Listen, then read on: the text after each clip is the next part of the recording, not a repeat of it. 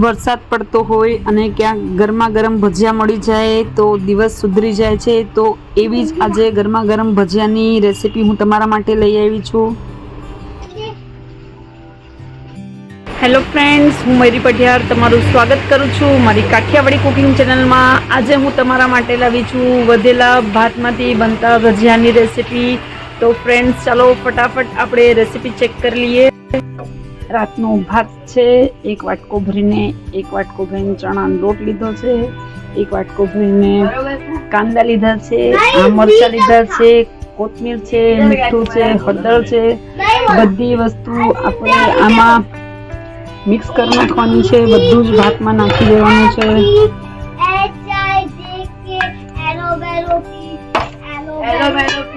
ચણાનો લોટ છે એ પણ અંદર એડ કરી દેશું થોડોક.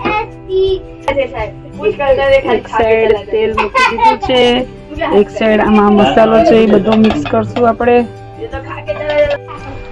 આપણું આ રેડી છે મિશ્રણ.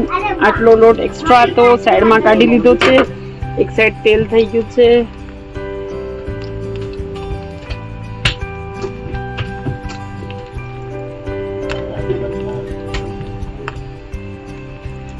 નાના નાના ભજીયા બનાવી છે.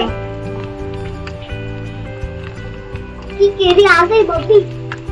ચલો देखो सच्ची में असली केरी है. इसको केरी इसको क्या करें.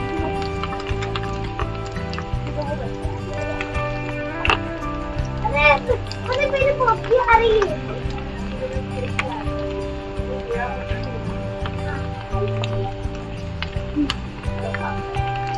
अरे ये अभी થોડું થોડું કરી અને બધું મિશ્રણ આપણે તેલમાં નાખતા જશું શેપ દઈને.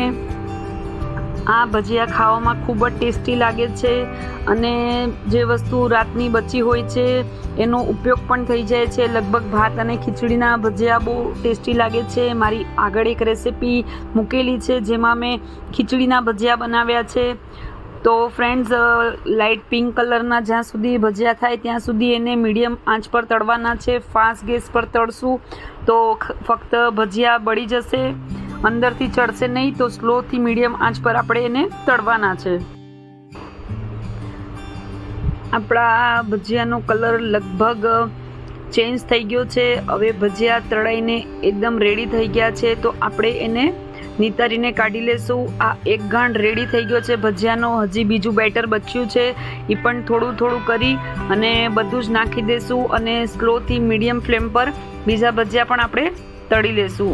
આ ખાવામાં એકદમ ટેસ્ટી અને એકદમ કુરકુરા ભજીયા લાગે છે અને ચા સાથે અને સોસ સાથે ખૂબ જ ટેસ્ટી લાગે છે. અમારા ઘરમાં મીતુ તો એને સોસ સાથે ખાય છે, એને ખૂબ પસંદ છે સોસ સાથે આ ભજીયા. તો આપણે એક પ્લેટમાં કાઢી લીધા છે.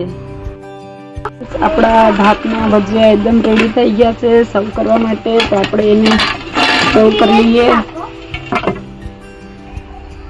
ફ્રેન્ડ્સ, આપણા ભાતના ભજીયા એકદમ રેડી થઈ ગયા છે. સોસ સાથે પણ ખાઈ શકાય છે. આ તમે જોઈ શકો છો એકદમ ક્રિસ્પી એવા ભાતના ભજીયા રેડી છે.